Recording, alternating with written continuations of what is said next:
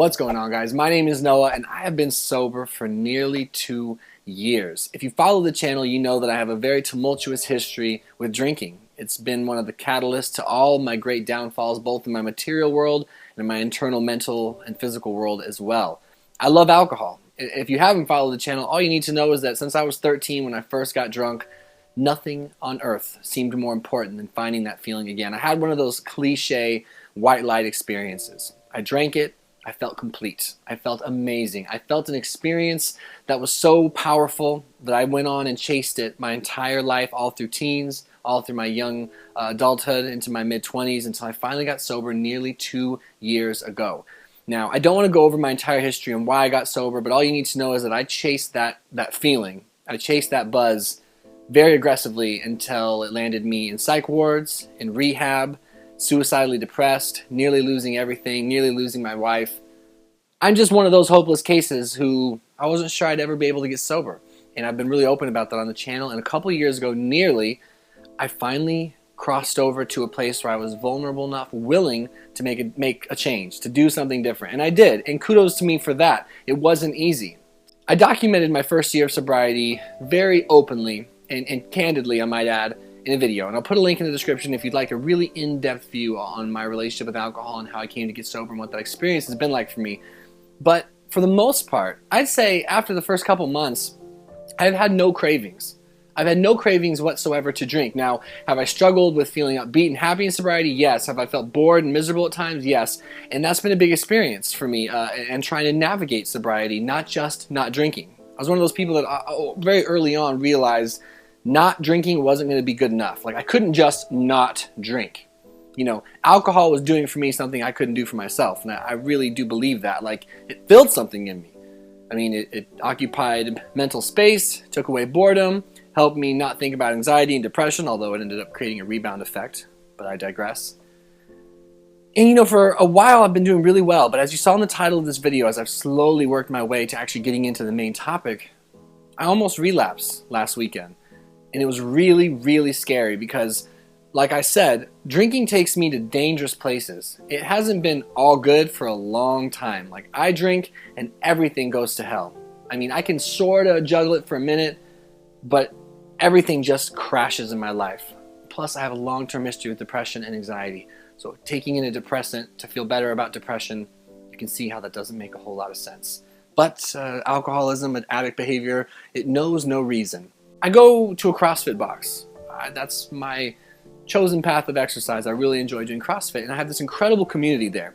And I have noticed in the last 5-6 months, I've been sort of leaning on that community for mental stability and just for like an outlet, maybe more than the 12-step community that has really helped me to learn how to be sober and try to be happy, you know, in sobriety. And I'm not saying that was the right thing to do, but I went from going to 12-step meetings, which is just a personal choice for me. No worries for whatever you do with your life, whether you drink or whether you're sober, whether 12-step worked for you, whether you'd rather do it on your own. That's just something I finally came to do after relapsing for years when I was younger. But I started transitioning over. And so I would work out at this box and go to meetings maybe once a week instead of before I was going to be like 4 or 5 days a week.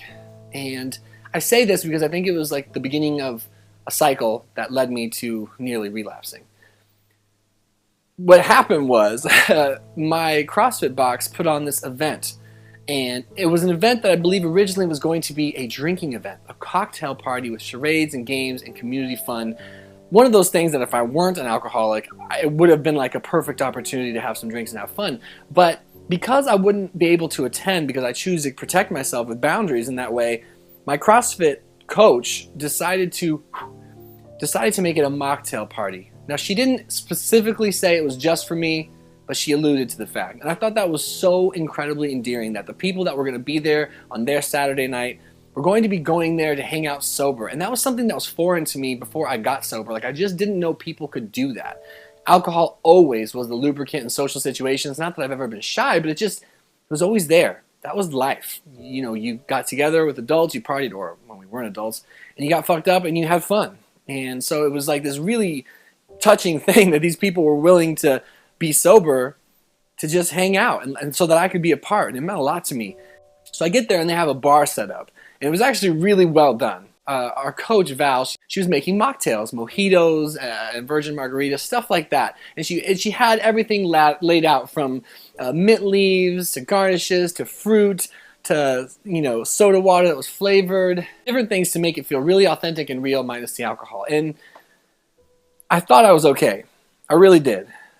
But somewhere in there, just fake drinking, it triggered the shit out of me. And that brought on an incredible amount of guilt because here I was in like this entirely safe environment with people that I trust, that care about me, whom I care about, and they're all drinking just soda that's like dressed up as alcohol, mocktails, and so am I, but all I was thinking about was wishing that cup had alcohol in it. I wished it so bad.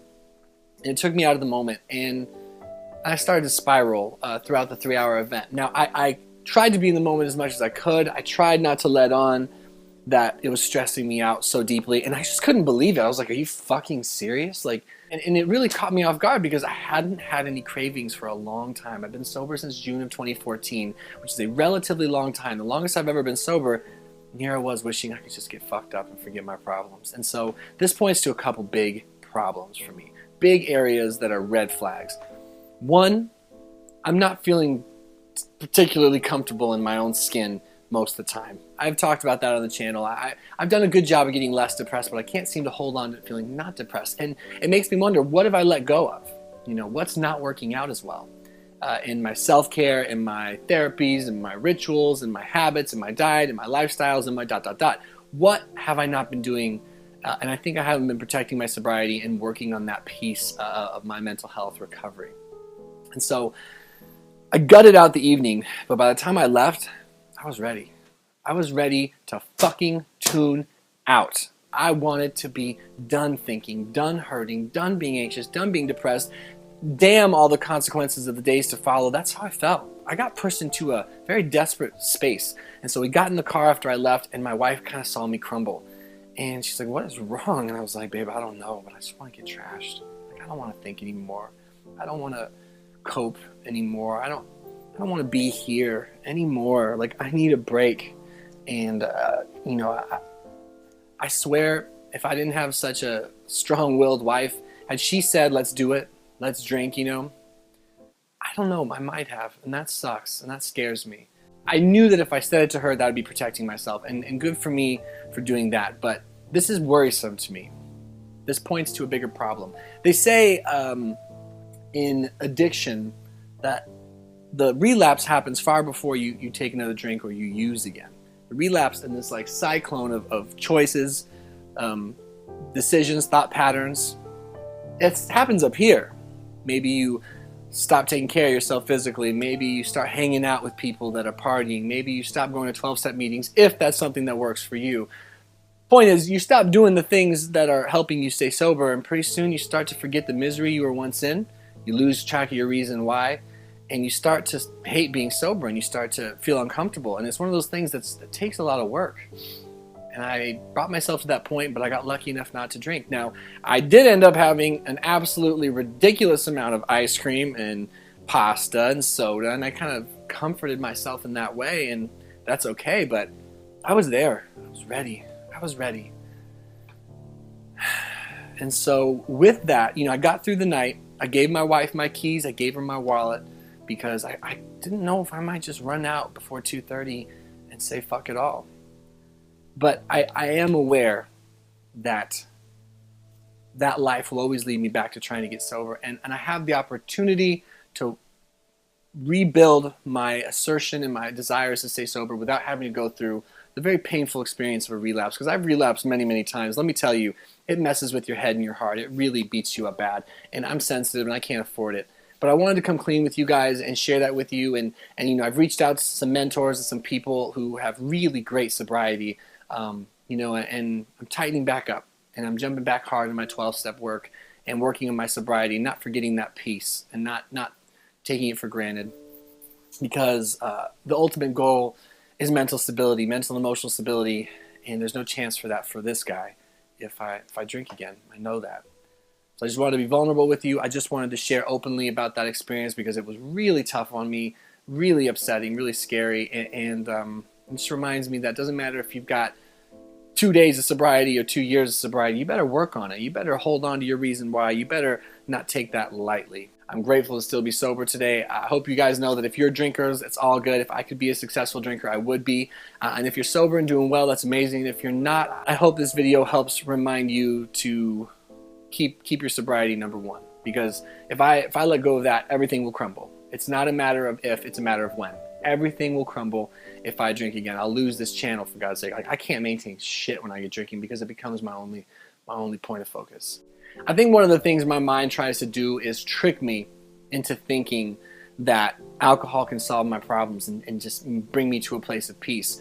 I'm going to let you in on a little something that I hold close to my memory. It might be one of the biggest reasons I didn't go ahead and relapse, other than the fact that I fucking care about myself and my family and my life just enough to not quite do it this time. Not saying it couldn't happen, but this time. The last time I drank, I didn't get that freedom. Like, it was getting harder and harder to find that euphoric, carefree, happy, benevolent place, you know, that alcohol used to take me so quickly. And I remembered that when I was thinking about relapse really hard last weekend. I remembered that the last time I got faded, I was like 18 beers deep, and I didn't feel anything good. Nothing. Nothing was more heartbreaking than that, and nothing was more painful, because I was just like, great, like, I can't live with alcohol, I can't live without it. So being sober does take work. If you're like me, you're going to need active work in your sobriety to maintain your sobriety, and then maintain your spirits about sobriety, because sometimes sobriety can kind of feel like it sucks. But it's all those other times we're fighting for. It's not those itchy times. It's those mornings with family and friends. It's the relationships you build in sobriety. It's the self-respect and the self-love that you build. It's the confidence you build. It's the self-awareness that you gain. It's the ability to go after things that really matter to you. It's the ability to get to know who you really are. Finding true serenity, true peace of mind. These are my goals. And when I have bad stretches of mental health, I start looking for a quick, easy way out. I start looking for a quick and easy way out. And that's old behavior. And I don't want to be about that life anymore. And as much as sometimes I wish I could flip a switch and be out of here, I know it's not the way. Like, I know it's not the way. And I don't want to have to keep learning the same lessons. I got enough new lessons to learn. I'm not trying to keep learning the same ones. So this was a really long video. I'm aware. If you're still here, that's amazing. Why don't you put in the comments below, Jiminy Crickets? That means you stayed till the end. I'm going to make an extra special effort to make sure I respond to the people in particular that stayed all the way to the end. I try to get back to everyone. I appreciate you. Share your experiences.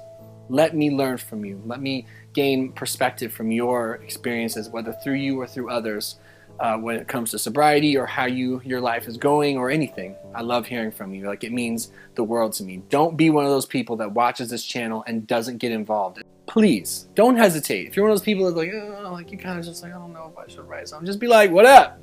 Or be like, hey, this is my experience with this. Or be like, hey, your hat looks funny. You know, just start a dialogue. It's good. It'll make you feel more apart. Make this feel more real.